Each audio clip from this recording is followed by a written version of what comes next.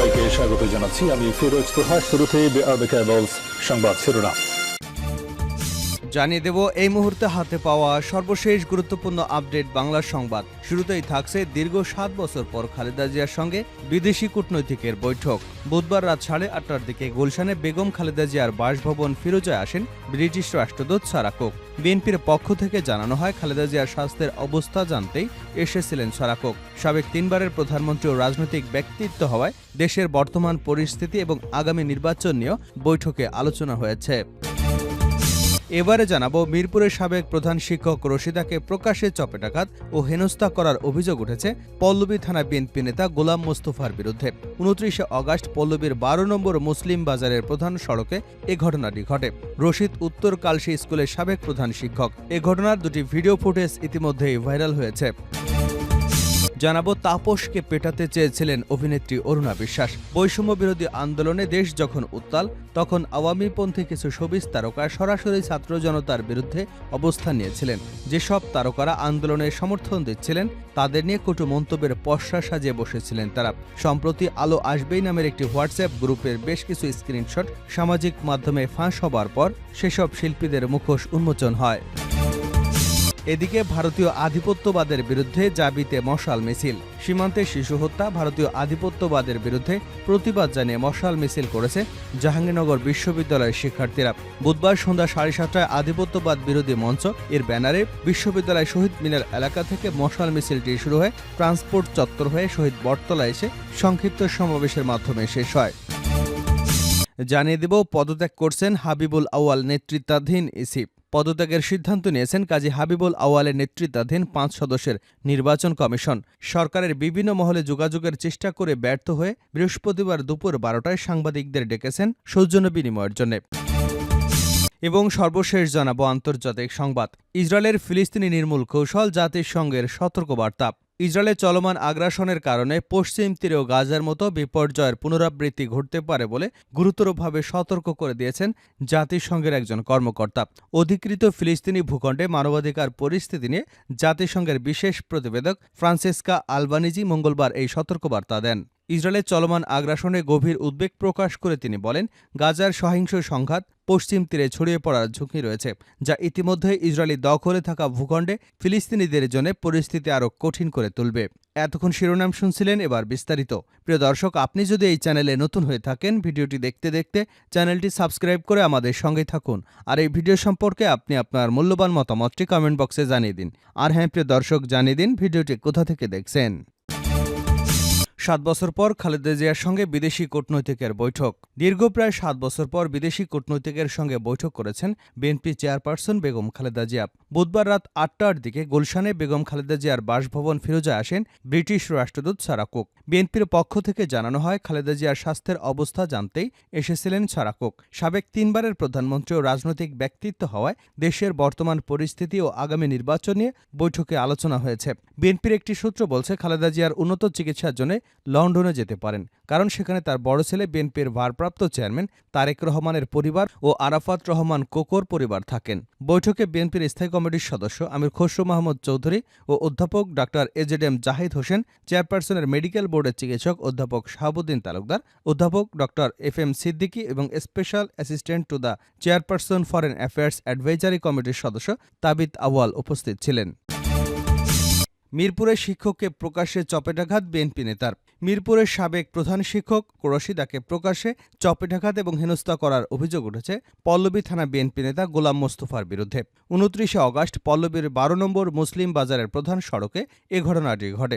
রশিদ উত্তরের কালশী স্কুলের সাবেক প্রধান শিক্ষক। এ ঘটনার দুটি ভিডিও যুগান্তরের হাতে এসেছে। দেখা গেছে, ব্যস্ত সড়কে রাশিদাকে একা পেয়ে জুতাপেটা করছেন পল্লবী থানার বিএনপির 2 নম্বর ওয়ার্ড সভাপতি গোলাম মোস্তফা। এ সময় নিজেকে রক্ষা করতে রশিদ দৌড় দিলে ঝাড় দিয়ে পেটাতে থাকেন মোস্তফার সমর্থকরা। অভিযোগের বিষয়ে মোস্তফা বলেন, রশিদ আমার আত্মীয়, তার সঙ্গে জায়গা জমি নিয়ে ঝামেলা হয়েছে। ঢাকা মহানগর উত্তর বিএনপির সদস্য সচিব আমিনুল হক বলেন, ঘটনাটি শুনেছি, তবে কেন ঘটেছে জানি না। তাপসকে পেটাতে চেয়েছিলেন অরুণা বিশ্বাস। বৈষম্য বিরোধী আন্দোলনে দেশ যখন উত্তাল, তখন আওয়ামীপন্থী কিছু শোবিজ তারকা সরাসরি ছাত্র জনতার বিরুদ্ধে অবস্থান নিয়েছিলেন। যেসব তারকারা আন্দোলনের সমর্থন দিয়েছিলেন তাদের কিছু কটু মন্তব্যের পসরা সাজিয়ে বসেছিলেন তারা। সম্প্রতি আলো আসবেই নামের একটি হোয়াটসঅ্যাপ গ্রুপের বেশ কিছু স্ক্রিনশট সামাজিক মাধ্যমে ফাঁস হবার পর সেসব শিল্পীদের মুখোশ উন্মোচন হয়। আলো আসবেই নামের যে হোয়াটসঅ্যাপ গ্রুপে সক্রিয় ছিলেন অভিনেত্রী অরুণা বিশ্বাস, গ্রুপের ফাঁস হওয়া স্ক্রিনশটে দেখা যায় আন্দোলন নিয়ে বেশ কিছু আপত্তিকর মন্তব্য করেন তিনি। গ্রুপে একটি বার্তায় শিক্ষার্থীদের গায়ে গরম পানি ঢেলে দিতেও বলেছিলেন এই অভিনেত্রী। তবে শুধু আন্দোলনরত শিক্ষার্থীই নন, গ্রুপ চ্যাটে অরুণা বিশ্বাসের নিশানা হয়েছিলেন নির্মাতা মোস্তফা সারোয়ার ফারুকী সহ আরও বেশ কয়েকজন শিল্পী। এর মধ্যে ছাত্রদের পক্ষ নেওয়ায় সঙ্গীতশিল্পী এবং গান বাংলা টেলিভিশনের কর্ণধার কৌশিক হোসেন তাপসকে উদ্দেশ্য করে অরুণা বিশ্বাসের একটি বার্তা ছিল, এই যে দেখেন সরকারের প্রিয় মানুষ তাপস, বয়স যদি কম থাকতো পিটাইতে পিটাইতে বাবা ডাক শিখাইতাম। হাসিনার সরকার পতনের পর গা ঢাকা দিয়েছিল অরুণা বিশ্বাস। বিভিন্ন সংবাদ মাধ্যমের খবর গোপনে দেশ ছেড়ে কানাডায় পাড়ি জমিয়েছেন তিনি। উল্লেখ্য, আলো আসবেই নামের যে হোয়াটসঅ্যাপ গ্রুপে নেতৃত্বে ছিলেন ঢাকা 10 আসনের সাবেক সংসদ সদস্য চিত্রনায়ক ফেরদৌস আহমেদ, সাবেক তথ্য প্রতিমন্ত্রী মোহাম্মদ এ আরাফাত, চিত্রনায়ক রিয়াজ, আরও ছিলেন অভিনেত্রী শামীমা তুষ্টি, তানভীর সুইটি, সোহানা সাবা, অরুণা বিশ্বাস, অভিনেতা সাজু খাদিম সহ আরও অনেকেই। শিল্পীদের একটি অংশের এহেন কর্মকাণ্ডে দেশের বিনোদন অঙ্গনে উত্তেজনা তৈরি হয়েছে। অনেকেই আলো আসবেই গ্রুপের শিল্পীদের সমালোচনা করে ফেসবুকে লেখালেখি করেছেন। এর মধ্যে সে গ্রুপের সদস্য ফজলুর রহমান বাবু আত্মগোপন করে পোস্ট দিয়েছেন। ভারতীয় আধিপত্যবাদের বিরুদ্ধে জাবিতে মশাল মিছিল। সীমান্তে শিশু হত্যা, ভারতীয় আধিপত্যবাদের বিরুদ্ধে প্রতিবাদ জানিয়ে মশাল মিছিল করেছে জাহাঙ্গীরনগর বিশ্ববিদ্যালয়ের শিক্ষার্থীরা। বুধবার 4 সেপ্টেম্বর সন্ধ্যা 7:30টায় আধিপত্যবাদ বিরোধী মঞ্চ এর ব্যানারে বিশ্ববিদ্যালয় শহীদ মিনার এলাকা থেকে মশাল মিছিলটি শুরু হয়ে ট্রান্সপোর্ট চত্বর হয়ে শহীদ বটতলা এসে সংক্ষিপ্ত সমাবেশের মাধ্যমে শেষ হয়। বিক্ষোভ মিছিলে শিক্ষার্থীদেরকে জাহাঙ্গীরনগরে চলবে না ভারতীয় প্রকল্প, সীমান্তে যদি মানুষ মরে 7 সিস্টার থাকবে না রে, সীমান্তে যদি মানুষ মরে চিকেন নেক থাকবে না রে, মোদির গদিতে আগুন জ্বালো একসাথে, আরএসএসের বিরুদ্ধে আগুন জ্বালো একসাথে, ভারতীয় প্রকল্প চলবে না চলবে না, বিজেপির আগ্রাসন চলবে না চলবে না, সাংস্কৃতিক আগ্রাসন চলবে না চলবে না ইত্যাদি স্লোগান দিতে শোনা যায়। এ সময় সরকার এবং রাজনীতি বিভাগের 49 ব্যাচের শিক্ষার্থী নজরুল ইসলাম নাইমের সঞ্চালনায় বক্তারা ভারতীয় আধিপত্যবাদের বিরুদ্ধে বক্তব্য রাখেন। তাদের বক্তব্যে ভারতীয় আগ্রাসন, আধিপত্যবাদ, সাংস্কৃতিক ও রাজনৈতিক আগ্রাসন উঠে আসে। এছাড়া দুদেশের মধ্যে যেসব দ্বিপাক্ষিক চুক্তি রয়েছে সেগুলো যেন দুপক্ষের সমন্বয় হয়, ভারত যেন আধিপত্যবাদ বিস্তার করতে না পারে সেগুলো তুলে ধরা হয়। নগর ও অঞ্চল পরিকল্পনা বিভাগের 48 ব্যাচের শিক্ষার্থী শোয়েব আহসান বলেন, ভারতের যদি ন্যূনতম কোনো বন্ধুত্বের আকাঙ্ক্ষা থাকে তাহলে সীমান্ত হত্যা বন্ধ করতে হবে। যে সমস্ত বিএসএফ এই সীমান্ত হত্যার সঙ্গে জড়িত তাদের শাস্তির আওতায় নিয়ে আসতে হবে। সীমান্তে হত্যার বিষয়ে বাংলাদেশকে শক্ত অবস্থান নিতে হবে।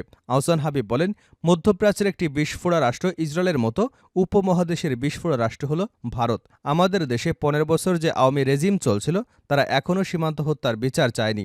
ভারতীয় তাবেদার এই হাসিনার সরকার সীমান্ত হত্যার বিষয়ে কোনো পদক্ষেপ নেয়নি। অন্তর্বর্তীকালীন সরকারের কাছে আমাদের আবেদন, আন্তর্জাতিক আইনের অধীনে এই সীমান্ত হত্যা বন্ধ করতে হবে। সব ধরনের রাজনৈতিক আগ্রাসন বন্ধ করতে হবে। বিজেপির আগ্রাসনের বিরুদ্ধে আমাদের আওয়াজ বন্ধ হবে না। তিনি আরও বলেন, ভারতের প্রকল্পকে আমরা আধিপত্যবাদের অংশ হিসেবে মনে করছি। ভারতের অধীনে কোনো প্রকল্প এই জাহাঙ্গীরনগরে চলতে দেওয়া হবে না। যদি বাংলাদেশ এবং ভারতের মধ্যে কোনো দ্বিপাক্ষিক চুক্তি করতে হয় তবে সেটা হতে হবে সমান সমান।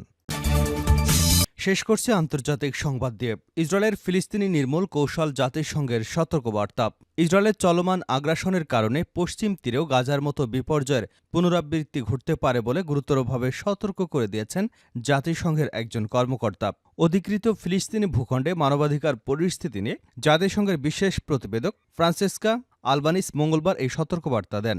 ইসরায়েলের চলমান আগ্রাসনে গভীর উদ্বেগ প্রকাশ করে তিনি বলেন, গাজার সহিংস সংঘাত পশ্চিম তীরে ছড়িয়ে পড়ার ঝুঁকি রয়েছে, যা ইতিমধ্যে ইসরায়েলি দখলে থাকা ভূখণ্ডে ফিলিস্তিনিদের জন্য পরিস্থিতি আরও কঠিন করে তুলবে।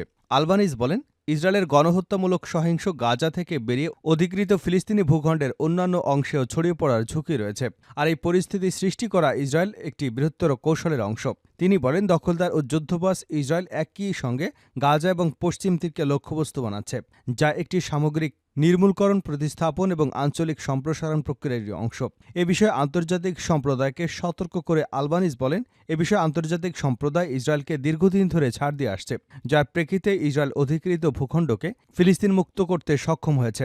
এর মধ্যে ফিলিস্তিনিরা ক্রমশ ঝুঁকির মধ্যে পড়ছে উল্লেখ করে তিনি দৃঢ়তার সঙ্গে বলেন, ফিলিস্তিনিরা এখন এমন এক শক্তির করুণার উপর নির্ভরশীল হয়ে পড়েছে, যারা কিনা তাদেরকে একটি জাতীয় গোষ্ঠী হিসেবে নির্মূল করবার অপচেষ্টা চালাচ্ছে। জাতিসংঘের এই কর্মকর্তা কথাগুলো এমন সময় বলেন যখন গাজা এবং পশ্চিম তীর উভয় স্থানেই ইসরায়েলি সহিংসতা বৃদ্ধি পেয়েছে।